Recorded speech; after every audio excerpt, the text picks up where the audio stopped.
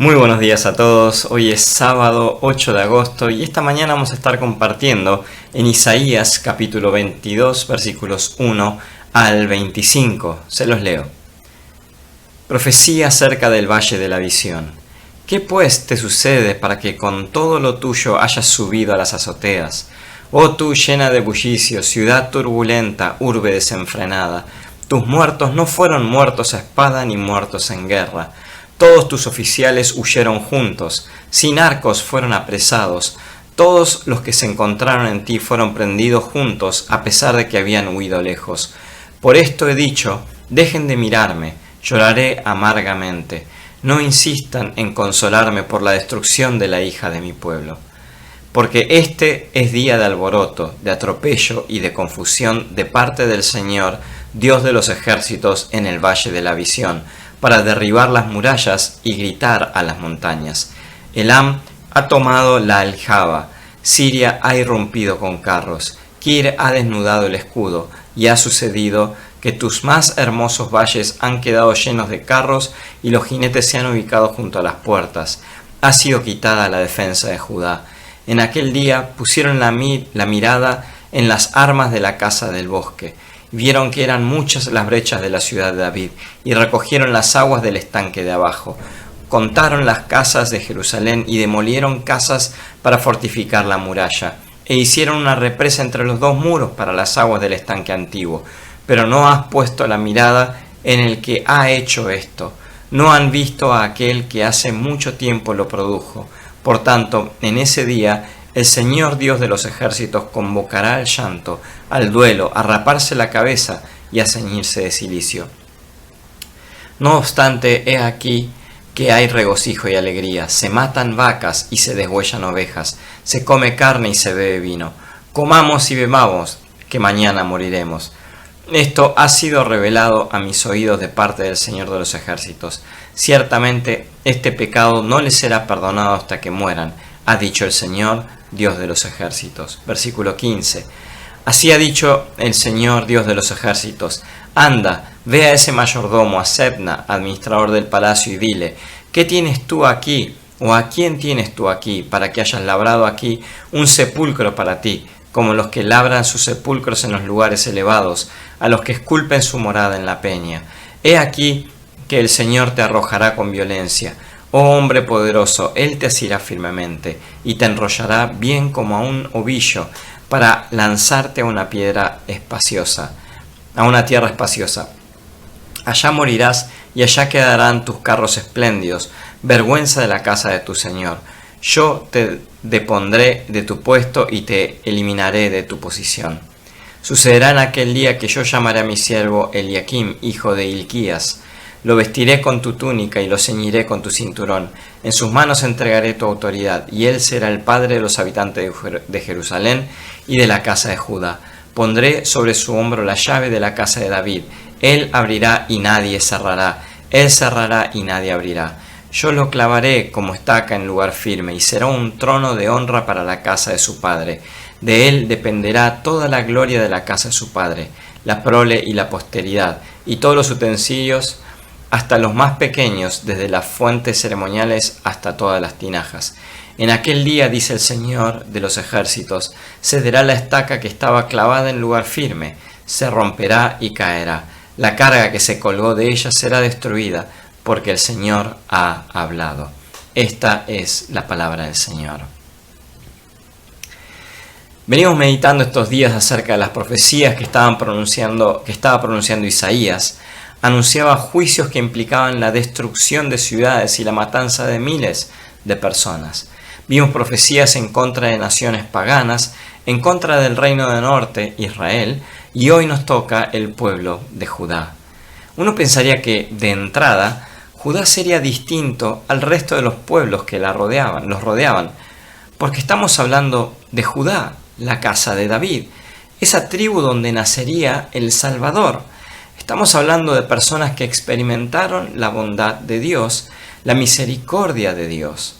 Este pueblo había clamado a Dios y Él los salvó de la invasión, de una inminente invasión de Asiria. Pero no, el pueblo de Judá se comportaba como sus vecinos paganos, Por lo tanto, era justo que Isaías los incluyera a ellos en la lista de naciones que Dios juzgaría. Sí, en su misericordia, el Señor libraría a Jerusalén del ejército asirio, pero no los libraría de Babilonia. Y esto lo podemos ver muy a menudo en nuestras vidas también. Clamamos a Dios por ayuda, vemos su bondad en nosotros y al mismo tiempo no nos diferenciamos mucho de aquellos que no creen en Jesús. En esta profecía, Isaías señaló dos pecados particulares que harían que Judá finalmente fuera al cautiverio en Babilonia. El primer pecado es la incredulidad del pueblo. En los días de Isaías, Jerusalén era una ciudad alegre, ya que la gente participaba en todo tipo de celebraciones. En Isaías 5, 11 al 12 vemos que dice: «Ay de los que se levantan muy de mañana para ir tras la bebida y siguen hasta la noche hasta que el vino los enciende. En sus banquetes hay arpas, liras, tamboriles, flautas y vino». Pero ¿cuál era el problema? En la segunda parte del versículo 12 dice: «Pero no consideraban lo que el Señor ha realizado, ni miran la obra de sus manos». La filosofía popular en ese entonces era: comamos y bebamos, que mañana moriremos, en el versículo 13. Pero el profeta no vivió de esa manera. Él vio venir un día en el que la muerte y la destrucción reinarían en la ciudad de David. Así que el pueblo de Judá subió a las terrazas para celebrar, para beber, a embriagarse y a disfrutar de los deleites del mundo. Pero el profeta bajó a uno de los 3 valles alrededor de Jerusalén y ahí Dios le dio una visión. Vio gente muriendo, no por heridas de batalla, sino por hambre y enfermedad. Vio a los gobernantes de la nación huyendo con miedo cuando el ejército enemigo se acercaba. El pueblo haría todo lo posible para poder prepararse para un largo asedio, recolectar armaduras, fortificar los muros, preparar el suministro de agua. Todo lo leemos hoy en el capítulo 22, desde el versículo 1 al 15. Y construir un depósito entre los muros para tener aguas. Pero toda esta frenética preparación no los libraría del enemigo. Ha sido quitada la defensa a Judá, dice el versículo 8. En su falsa confianza dijeron: así como el Señor liberó a Jerusalén de Asiria, también nos liberará de Babilonia. El pueblo hizo todo menos confiar en el Señor. En lugar de hacer un banquete, ellos deberían haber ayunado, haber llorado, raparse la cabeza y ceñirse de cilicio en señal de dolor. Pero no hicieron eso. Dios había enviado a la nación muchos profetas para advertirles, pero el pueblo no quiso escuchar. Ahora ya era demasiado tarde. Sus pecados no podían ser perdonados porque sus corazones estaban endurecidos. Judá iría al cautiverio y la palabra de Dios a Isaías se cumpliría. El segundo pecado lo vemos en los versículos 15 al 25. Es la infidelidad de los líderes. Si los líderes hubieran sido fieles al Señor y hubieran llamado al pueblo al arrepentimiento, podría haber habido esperanza. Pero demasiados de los líderes eran como Sebna, pensando solo en ellos mismos. Como tesorero mayordomo, Sebna era el segundo en autoridad después del rey Ezequías. Pero usó su autoridad y posiblemente el dinero del rey para construirse una tumba monumental, vemos en el versículo 16, y para adquirir carros también. Sebna no era un hombre espiritual. Por lo que hemos descrito, solo le importaba sacar su propio provecho. Dios juzgó a Sebna degradándolo. Se convirtió en escriba, según como vemos en Isaías 36, versículo 3, deshonrándolo y deportándolo. Finalmente fue arrojado como una pelota, un ovillo, traduce la Reina Valera en el versículo 18, a un país lejano, probablemente a Siria, donde murió. Tanto se esforzó para tener su tumba, para tener toda clase de dinero y comodidades, pero al fin y al cabo terminó siendo enterrado en cualquier lugar, sin poder contar con todo lo que él había preparado para sí mismo. Dios eligió a un nuevo hombre, a Eliakim, y lo llamó mi siervo. En lugar de explotar al pueblo, sería un padre para ellos y usaría la llave, que es sinónimo de autoridad, para el bien de la nación. Pero ni siquiera un líder piadoso como Eliakim pudo evitar la caída de Judá, porque un día toda la nación caería. Toda la Biblia a nosotros sabemos que nos apunta a Jesús. Y este líder, Eliakim, nos apunta a Cristo también. La estaca de Eliakim, que estaba clavada en lugar firme, se rompería y caería, y todo lo que estaba colgado de ella caería. Pero el siervo de Dios, el Hijo de Dios, que quedaría clavado sobre la cruz, firme, donde llevó la carga de nuestros pecados, Él no sería destruido, sino que cargaría con nuestra culpa para expiar todos nuestros pecados. Un gran líder como Eliakim terminaría fallando, pero podemos descansar tranquilos en que el gran líder, Jesús, triunfó. ¿Por qué tenemos este pasaje en contra de Judá en Isaías hoy? Porque esto nos demuestra que el comportamiento pecaminoso también está presente entre el pueblo de Dios. No es solo un defecto de carácter de la gente que no conoce a Dios, de las naciones extranjeras. El pueblo de Judá, que sabe de Dios, puede ser tan ciego y terco como cualquier otro grupo de personas. Nosotros, los creyentes, podemos engañarnos a nosotros mismos y poner nuestra confianza en los esfuerzos humanos en lugar de buscar ayuda de Dios.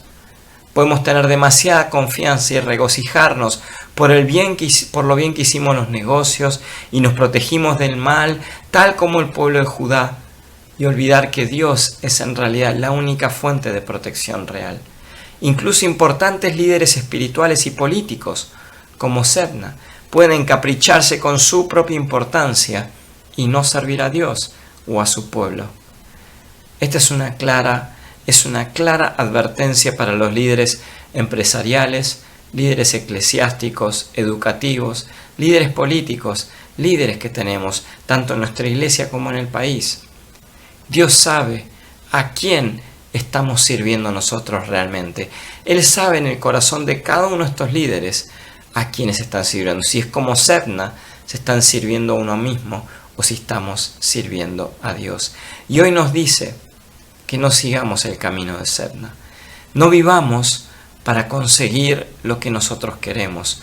No confiemos en nuestra propia sabiduría, sino que en humildad la palabra de hoy nos está llamando a que busquemos al Señor y reconozcamos que Él es Dios y Señor de nuestras vidas.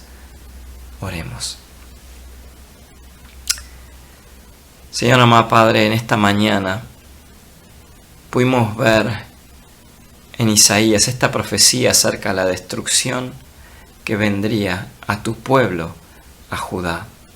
Señor, de la misma manera que los pecados nos atacan a nosotros, a tu iglesia, te pido que nos ayudes a estar despiertos, a no ser como Sebna, o como todo el pueblo de Judá, sino confiar únicamente en vos, Señor, especialmente en estos tiempos de coronavirus, a poder enfocarnos en vos, a buscarte a vos, Señor, no confiar en nuestros logros, sino depositar toda nuestra confianza en ti, Señor, sabiendo que tú eres soberano y que tú eres el único libertador. Gracias, Señor, por cómo venís proveyendo para todas nuestras necesidades, por guiarnos, Señor, darnos salud, cuidarnos, Señor. Te pedimos que nos sigas utilizando a cada uno de nosotros en el lugar donde estamos, a tu iglesia, para poder seguir siendo luz y sal en medio de este país, Señor, sumido en tanta oscuridad. Gracias, Señor, te damos por todo lo que haces en nuestras vidas, en nuestras familias y en nuestra iglesia. Te damos toda la gloria a ti. En el nombre de Jesús oramos. Amén.